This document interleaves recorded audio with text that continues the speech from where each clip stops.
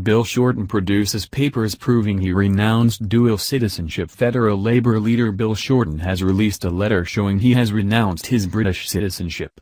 Until today Mr. Shorten has refused to make the document public, but he has always insisted he had taken all steps necessary to be eligible for Parliament. Earlier today former Prime Minister Tony Abbott demanded Mr. Shorten either show it or shut up. In Question Time, Prime Minister Malcolm Turnbull called on Mr. Shorten to release proof that he had renounced his UK citizenship. All he has to do is produce a piece of paper, that's all he's got to do, Mr. Turnbull said. What is he trying to cover up? Is it his situation or others? Mr. Shorten's citizenship was questioned because his father was born in Britain. But after Question Time he tabled a letter showing he had renounced any right to his British citizenship before entering Parliament. This silly distraction has to end. The circus has to stop, Mr. Shorten said. I will not allow the Prime Minister to use a smear about me as a cover about the crisis which engulfs his government.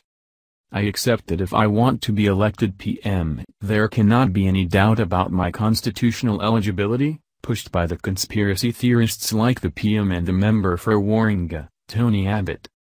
I offer this proof to the Parliament today to put an end to baseless allegations, not reward them. Mr. Shorten told Parliament he did not think other MPs should have to produce documents showing their citizenship status. But the tit-for-tat continued as Labour pointed out. Then Liberal MP Ansud Maylis said recently that she would release her citizenship documentation when Mr. Shorten released his. Ansud Maylis has now released a document from the British Home Office showing there is no trace of her ever having acquired British citizenship. She was born in Australia but her mother was born in the UK, and an incoming passenger card from July 1966 listed her as British Australian.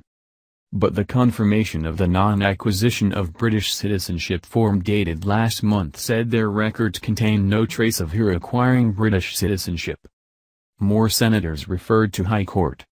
While the arguments about eligibility raged, 2 more senators were referred to the High Court to decide on their circumstances. The High Court, sitting as the Court of Disputed Returns, will consider if NXT party leader Nick Xenophon and Nationals Senator Fiona Nash are eligible. Senator Xenophon's father is from Cyprus, which was a British colony until 1960. It meant he retained a form of British citizenship, and passed it on to his son. Senator Nash potentially has dual citizenship because her father was born in Scotland. Labour argued she should stand aside from her ministerial duties until the court decides, in the same way that her Nationals colleague Matt Canavan ended. Other parliamentarians including Deputy Prime Minister Barnaby Joyce have already been referred to the High Court to decide if they were ineligible because of dual citizenship. Mr. Shorten has demanded that Mr. Joyce stand aside as Deputy Prime Minister until the High Court rules on his dual citizenship. The Prime Minister said he was confident the court would find Mr. Joyce was validly elected. But Labour disrupted Question Time with demands that Mr. Joyce stand aside.